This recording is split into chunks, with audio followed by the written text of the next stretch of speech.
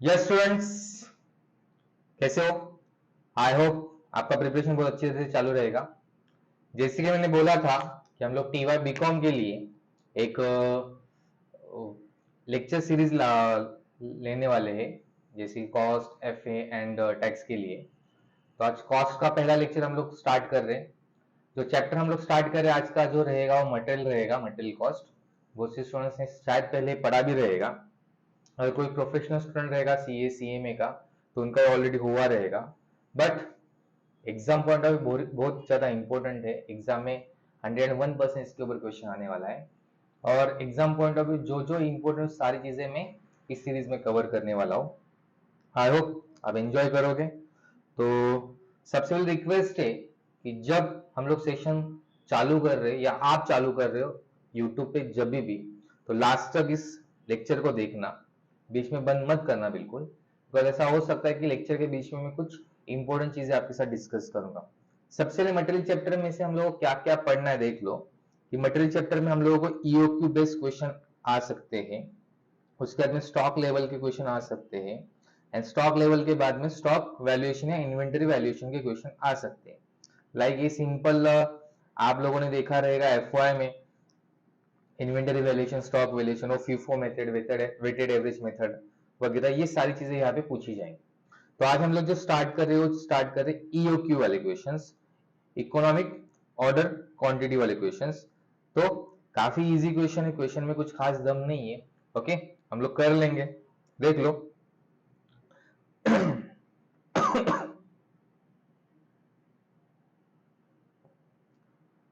तो स्टार्ट करते हैं हम लोग।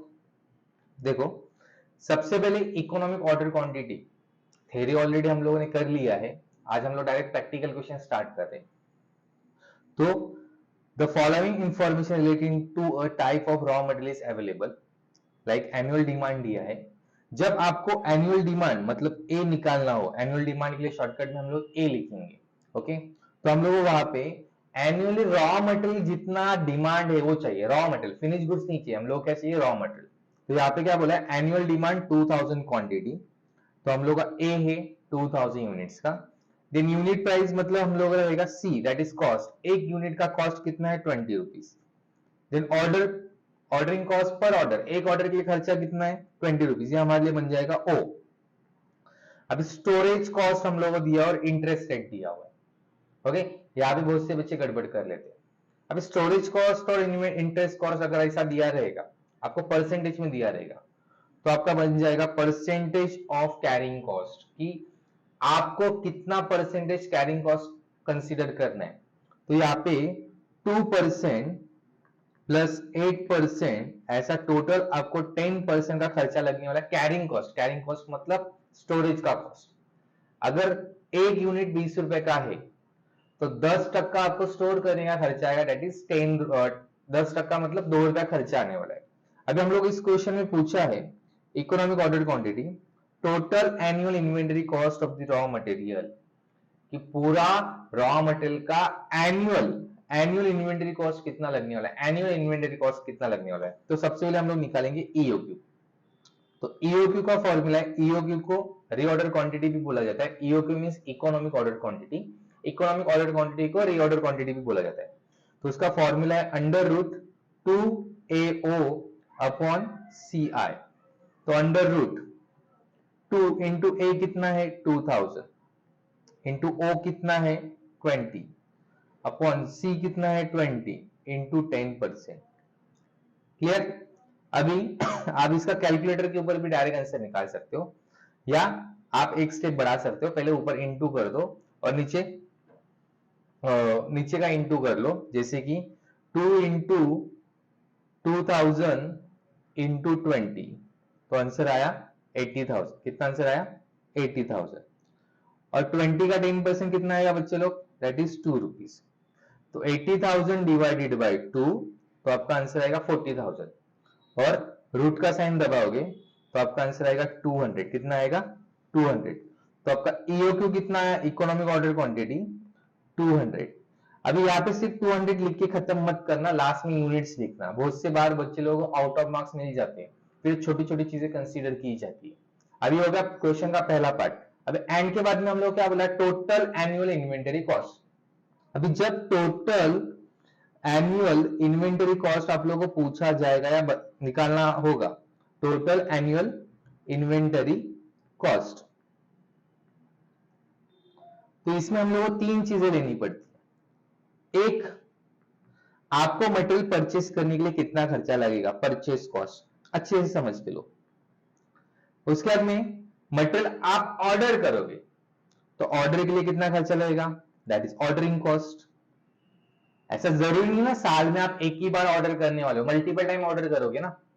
जैसे कि अगर मुझे समझो साल भर में 2000 क्वांटिटी की डिमांड है और एट ए टाइम में 200 यूनिट्स का ऑर्डर दे रहा हूं, तो साल में मुझे कितनी बार ऑर्डर देना पड़ेगा, 10 टाइम। तो एक बार ऑर्डर करने का खर्चा अगर 20 रुपए है, एक बार ऑर्डर करने का खर्चा अगर 20 रुपए, तो 10 टाइम मैं ऑर्डर करूंगा तो उसके लिए कितना खर्चा लगेगा, ऑब्वियसली 200 लगेगा ना, बराबर। 20 रुपीज है और मैं 10 टाइम्स ऑर्डर कर रहा हूं तो मुझे 200 रुपीज लगेगा। तो ऑर्डरिंग कॉस्ट मतलब साल में आप जितनी बार ऑर्डर करोगे, ओके, उतनी ऑर्डर का टोटल खर्चा प्लस कैरिंग कॉस्ट।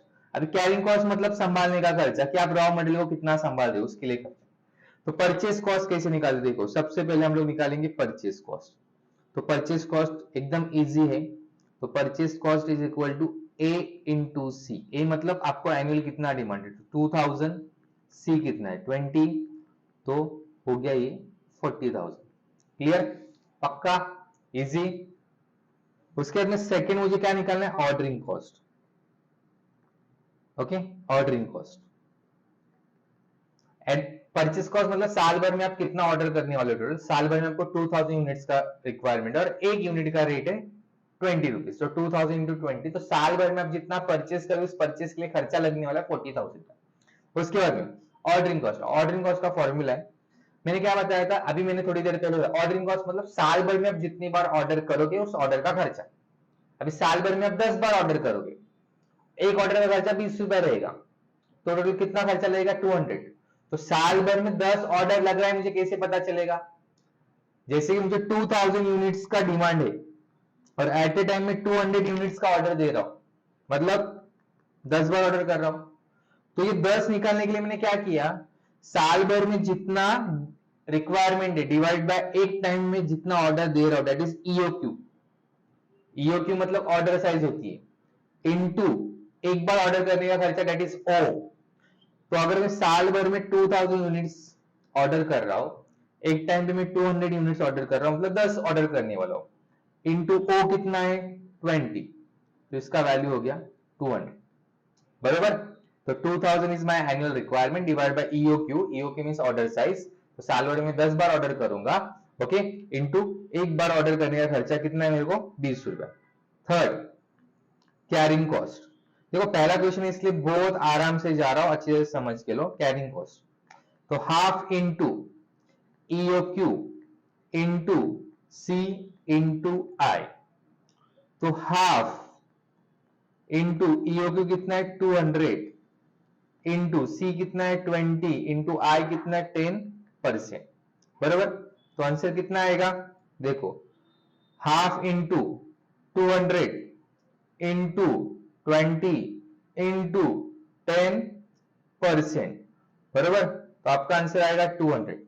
आप बोलोगे सर ऑर्डरिंग कॉस्ट और कैरिंग कॉस्ट सेम आया है, देखो ये हम लोग एक हिंट है, जब हम लोग ईओक्यू को ऑर्डरिंग कॉस्ट और कैरिंग कॉस्ट में लेते हैं तो उस टाइम पे ऑर्डरिंग कॉस्ट और कैरिंग कॉस्ट दोनों का आंसर सेम आना चाहिए। जैसे कि मैंने जब ऑर्डरिंग कॉस्ट लिया तो यहाँ पे ईओक्यू लिया था, जब मैंने यहाँ पे कैरिंग कॉस्ट लिया वहां पे भी मैंने ईओक्यू लिया, दोनों जगह पे मैंने ईओक्यू लिया। बट अगर मैं कुछ अलग ऑर्डर साइज लेता, मतलब 200 के बदले में 300 लेता या 400 लेता, और ईओक्यू नहीं है ना, ईओक्यू मतलब 200, हमारा ईओक्यू कितना है 200 आया, तो 200 के अलावा अगर हम लोग कोई और ऑर्डर साइज लेते तो उस टाइम पे ऑर्डरिंग कॉस्ट और कैरिंग कॉस्ट का वैल्यू मैच नहीं होता। आगे हम लोग ऐसे क्वेश्चंस करने वाले, तो क्या समझा अभी आप, जब कैरिंग कॉस्ट और ऑर्डरिंग कॉस्ट में आप ईओक्यू पुट करोगे तो उस टाइम पे उसका जो फाइनल आंसर रहेगा, ओके, वो सेम रहेगा, राइट इज 200 एंड 200। अभी मुझे पूछा क्या, टोटल एनुअल कॉस्ट पूछा है, तो मैं क्या करूंगा, purchase cost 4000 plus ordering cost 200 plus 200, okay, तो आंसर इज माय 4400।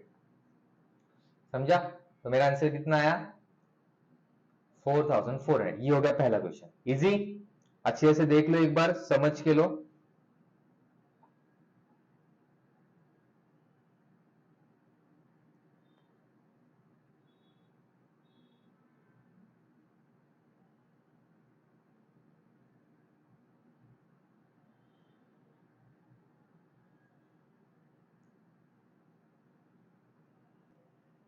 यार चलो आगे बढ़ते। आई होप आपका लिख के हुआ रहेगा। अगर रिकॉर्डिंग में ज्यादा फास्ट लग रहा है तो पॉज करके देख लो। ओके, तो नेक्स्ट क्वेश्चन हम लोग बढ़ रहे हैं। काफी इजी क्वेश्चन है, कुछ खास दम नहीं है क्वेश्चन में। और manufacturer buys a certain essential spares from outside the supplier at 40%। वो एक स्पेयर पार्ट परचेस कर रहा है सप्लायर से, ओके, जिसके लिए उसको 40 रुपीज का खर्चा लग रहा है। सी कॉस्ट हम लोगों को लग रहा है 40 rupees. The total annual requirement are 45,000 sets. That is your A. Annual requirement कितना है? 45,000 sets. Annual cost of the investment in inventory is 10%. फिर आपका क्या रहेगा ये? I कितना रहेगा आपका? 10%. Okay. And cost like rent, stationery, insurance, taxes, etc. per unit per year work out to be ₹1. मतलब I में extra 1 रुपीज आपको और लगने वाला है। मतलब बच्चे लोग 10% लगने वाला है, प्लस 1 रुपया और एक्स्ट्रा लगने वाला, 1 रुपीज एक्स्ट्रा लगने वाला है। Cost of placing an order is ₹5, that is your O। एक ऑर्डर प्लेस करने के लिए आपको 5 रुपया लगने वाला है। और आपको यहाँ पे EOQ निकालना है। वो प्रिंट हुआ नहीं, बट यहाँ पे निकालना है क्या तुम लोगों को? EOQ निकालना है। क्या निकालना है? EOQ। काफी इजी क्वेश्चन है, क्वेश्चन में कुछ खास दम नहीं है। देखो तो EOQ का फॉर्मूला क्या है? EOQ is equal to under root 2AO upon CI, बरोबर? ऐसे फॉर्मूला है। तो देखो अंडर रूट 2 इंटू A कितना है? 45,000 इंटू O कितना है? 5 अपॉन C कितना है? 40 इंटू I कितना है? 10% प्लस 1 रुपीज एक्स्ट्रा लगने वाला है। समझ में आया? इजी। तो देखो under root 2 into 45,000 into 5, okay, 2 into 45,000 into 5, तो आंसर इज 4,50,000। 4,50,000 डिवाइडेड बाय 40 का 10% 4, 4 प्लस 1 5, ओके, तो 4,50,000 डिवाइडेड बाय 5, तो आपका आंसर है 90,000। कितना आया? 90,000। ये रूट में अभी भी 90,000, ओके, रूट को मैं हटाऊंगा, ओके, तो कितना आंसर आएगा? 300। कितना आंसर आया? 300। अभी 300 हम लोग क्वेश्चन में क्या बोला यहाँ पे? सेट से ना, यहाँ पे वर्ड यूज किया सेट, तो लास्ट में लिखूंगा मैं 300 सेट्स। इजी, खत्म हो गया यही क्वेश्चन और इतना ही आंसर। एग्जाम में कभी कभी 5 मार्क्स के गलती से पूछ लेती और हम लोग को फॉर्मूला नहीं आता, इसलिए हम लोग सॉल्व नहीं कर पाते। तो इजी फॉर्मूला है under root 2AO upon CI, okay, तो EOQ is equal to under root 2AO upon CI। Calculator के ऊपर तुम लोग अगर आंसर निकालना तो कैसे निकालना है मैं बता रहा हूं। देखो तो 2 इंटू A इंटू O करो, फिर डिवाइडेड बाय C और डिवाइडेड बाय I करने का, ओके, डिवाइडेड बाय C करो और डिवाइडेड बाय I। जैसे कि यहाँ पे डिवाइडेड बाय C कितना है? ओके, C कितना है? 40, ओके, ऐसा करोगे, डिवाइड बाय 40 ऐसा करोगे। अभी यहाँ पे +1 दिया है ना, समझो +1 नहीं दिया होता तो क्या करते? डिवाइड बाय 40 कर दे और डिवाइड बाय 10% कर दे, तो भी आपका आंसर राइट आ जाएगा। डोंट वरी, टेंशन मत लो। अब यहाँ पे +1 दिया इसलिए डायरेक्ट आप यूज नहीं कर पाओगे, बट यहाँ पे +1 होगा। जैसे प्रीवियस क्वेश्चन में आपको ऐसा दिया था, आप क्या करोगे? 2 इंटू 2000 इंटू 20, पहले डिवाइड बाय 20 करो, फिर डिवाइडेड बाय 10%, बिकॉज बीच में इंटू की साइन है, ओके, तो डिवाइड बाय 20 करो, डिवाइड बाय 10% करो, परसेंट की साइन दबाना जरूरी है, तो आपका आंसर आएगा, ओके, देन रूट का साइन दबाओगे, आपका एग्जैक्ट आंसर। ट्राई करके देख लो, ओके, अब ये फटाफट लिख लो, देन हम लोग आगे बढ़ते हैं।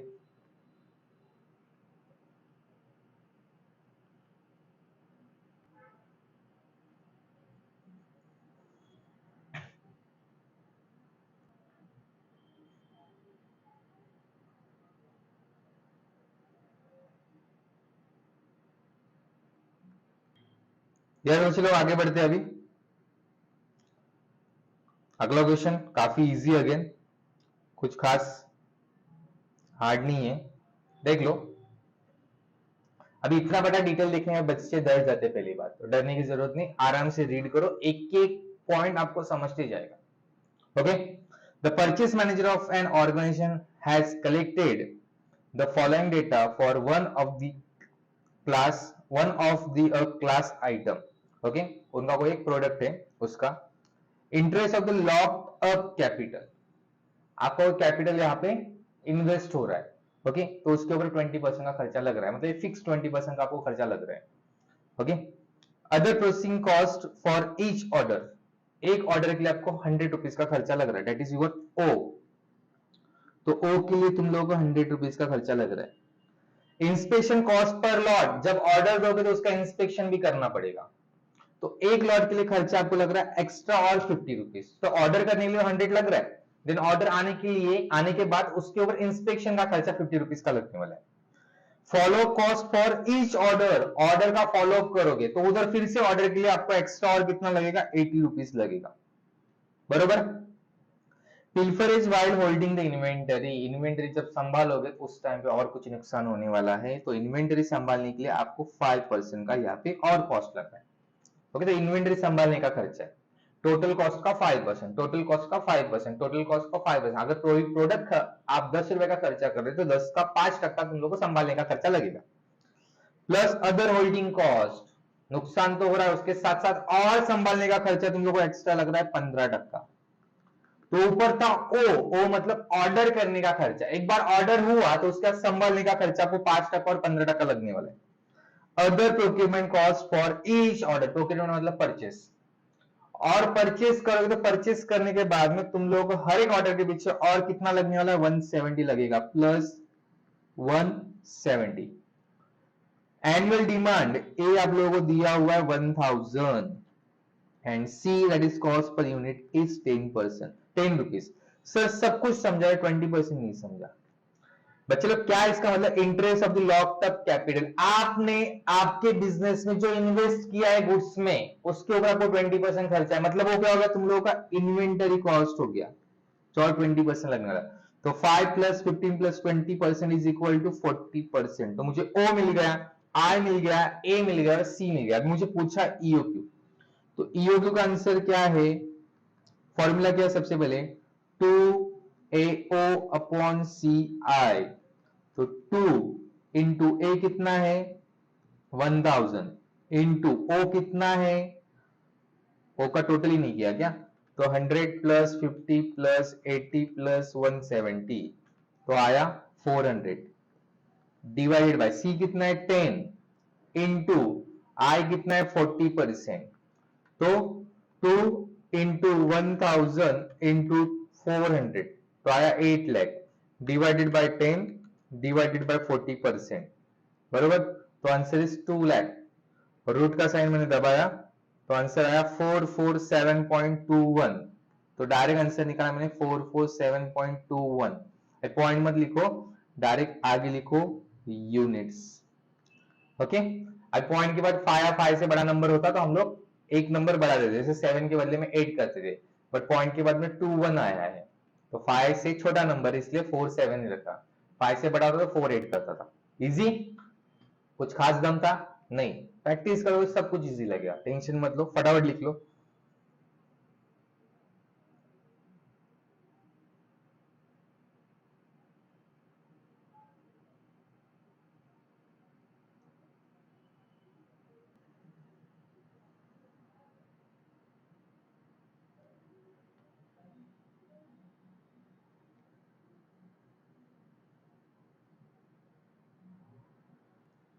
यार चलो नेक्स्ट क्वेश्चन करते हैं अभी। नेक्स्ट क्वेश्चन काफी इजी है, देखिए।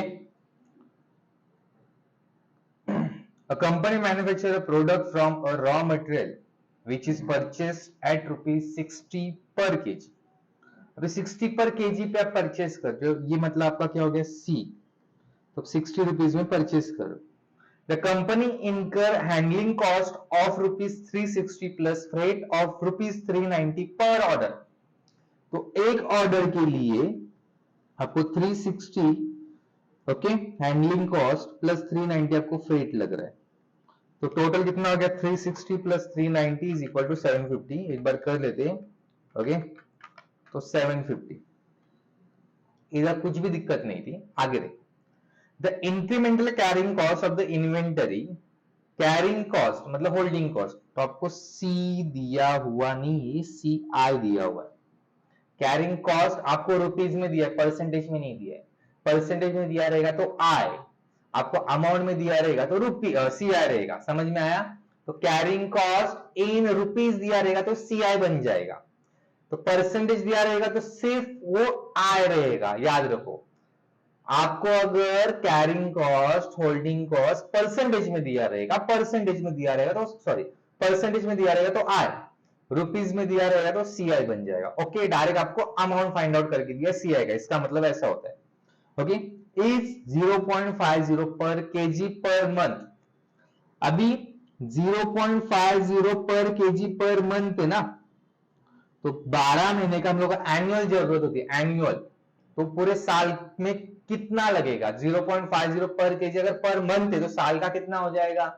तो 0.5 into 12 is equal to 6। Clear? अगर महीने का 0.5 तो साल का कितना बन जाएगा? 6 रुपया। In additional the cost of the working capital is financed on the investment in inventory of the raw material is ₹9 per kg। बोले आपने वर्किंग कैपिटल का इन्वेस्टमेंट किया, उसके लिए आपको अगेन और 9 रुपया पर केजी खर्चा लग रहा है, मतलब संभालने का खर्चा कितना लगा? 9 रुपया और, तो 6 plus 9 is equal to 15। The annual production of the raw material product is 1 lakh units। अभी यहाँ पे वर्ड यूज किया product, production of the product is 1 lakh units. एक साल में आप 1 लाख यूनिट बना रहे हो, और and 2.5 units are obtain from 1 KG. 1 kilo से आप 2.5 यूनिट्स बना रहे हो। मैंने पहले ही बोला था जब हम लोग ए फाइंड आउट करेंगे, ए, तो ए में हम लोगों को annual requirement of raw material चाहिए, और हम लोग को प्रोडक्ट कितना दिया हुआ है कि साल भर में हम लोग 1 लाख यूनिट्स बना रहे, बराबर। अभी 1 लाख यूनिट्स आप बना रहे हो, बराबर। अगर 1 केजी से 2.5 यूनिट्स बन रहे हैं, तो 1 लाख यूनिट के लिए कितना केजी रॉ मटेरियल लगेगा? सिंपल, अगर 1 केजी से आप 2.5 यूनिट्स बना रहे हो तो 1 लाख यूनिट्स के लिए कितना रॉ मटेरियल लगा रहेगा? तो इक्वेशन कैसे बनेगा ये? 1 lakh into 1 divided by 2.5 is equal to 40,000 kg। अगर आपको 1 लाख यूनिट्स बनाने हैं तो आपको 40,000 किलो रॉ मटेरियल लगेगा। अभी आपको पूछा क्या यहाँ पे ईओक्यू, तो ईओक्यू का वैसे फॉर्मूला था। अभी ये सब आपको डिटेल्स मिल गया, तो ईओक्यू तो आपके लिए एकदम इजी है। तो EOQ is equal to under root 2AO upon CI। Okay, तो अंडर रूट 2 इंटू ए कितना है? 40,000 इंटू ओ कितना है? 750 डिवाइड बाय CI, डायरेक्ट हम लोगों ने 15 निकाला हुआ है। क्लियर? तो 2 into 40,000 into 750 divided by 15। Okay, तो आंसर है 40 लाख और रूट की साइन, तो आंसर फाइनल आंसर आया 2000 केजी। तो आपका इकोनॉमिक ऑर्डर क्वांटिटी कितना हो गया? 2000 केजी। इजी? कुछ खास हार्ड था क्या? नहीं। सबसे पहले हम लोग को डिटेल्स फाइंड आउट करें। डिटेल्स में अगर मिस्टेक कर रहे हो तो ईओक्यू रॉन्ग आएगा। तो डिटेल्स के लिए जितना वैरायटी ऑफ क्वेश्चंस देख सकते हो उतना देखो, जिससे मैं हर एक वैरायटी कवर करने की कोशिश कर रहा हूँ। तो गलती से अगर मेरे से कुछ मिस हो रहा है तो आप अपने जो रेगुलर टेक्स्ट बुक रहेगा उसके थोड़ी सम की प्रैक्टिस कर लो। ओके, लिख लो फटाफट।